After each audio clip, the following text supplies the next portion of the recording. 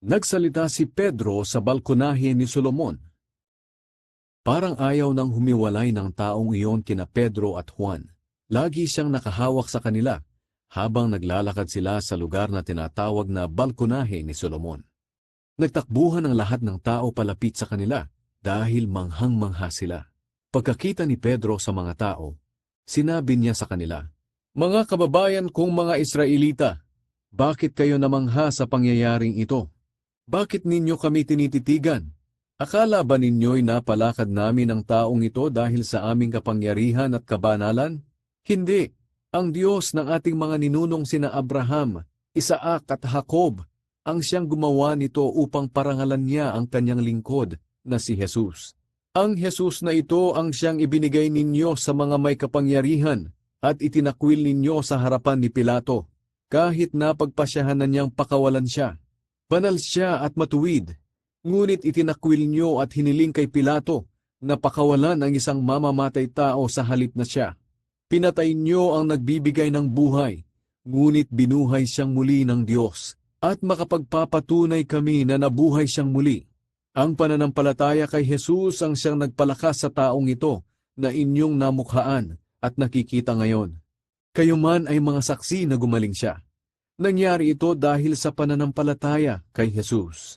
Mga kapatid, alam kong nagawa ninyo at ng inyong mga pinuno ang mga bagay na iyon kay Jesus dahil hindi nyo alam kung sino talaga siya. Ipinahayag na ng Diyos noon sa pamamagitan ng mga propeta na si Kristo ay kinakailangang magdusa. At sa inyong ginawa sa Kanya, natupad ang sinabi ng Diyos.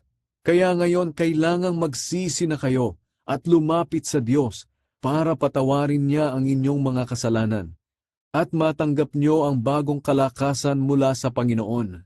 Pagkatapos, ipapadala niya si Jesus, ang Kristo na itinalagan niya noon para sa inyo.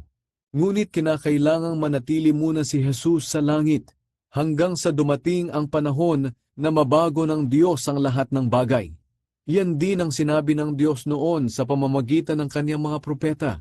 Katulad ng sinabi ni Moises, ang Panginoon na ating Diyos ay magbibigay sa inyo ng isang propetang katulad ko at kalahi ninyo. Kinakailangang sundin ninyo ang lahat ng sasabihin niya sa inyo. Ang hindi susunod sa sinasabi ng propetang ito ay ihihiwalay sa bayan ng Diyos at lilipulin. Ganyan din ang sinabi ng lahat ng propeta mula kay Samuel. Silang lahat ay nagpahayag tungkol sa mga bagay na mangyayari ngayon. Ang mga ipinangako ng Diyos sa pamamagitan ng kanyang mga propeta ay para talaga sa atin na mga Hudyo, at kasama tayo sa kasunduan na ginawa ng Diyos sa ating mga ninuno. Dahil sinabi niya kay Abraham, "Pagpapalain ko ang lahat ng tao sa mundo sa pamamagitan ng iyong lahi." Kaya sinugo ng Diyos ang kanyang piniling lingkod, una sa atin na mga Hudyo, para tulungan niya tayong talikuran ang kasamaan.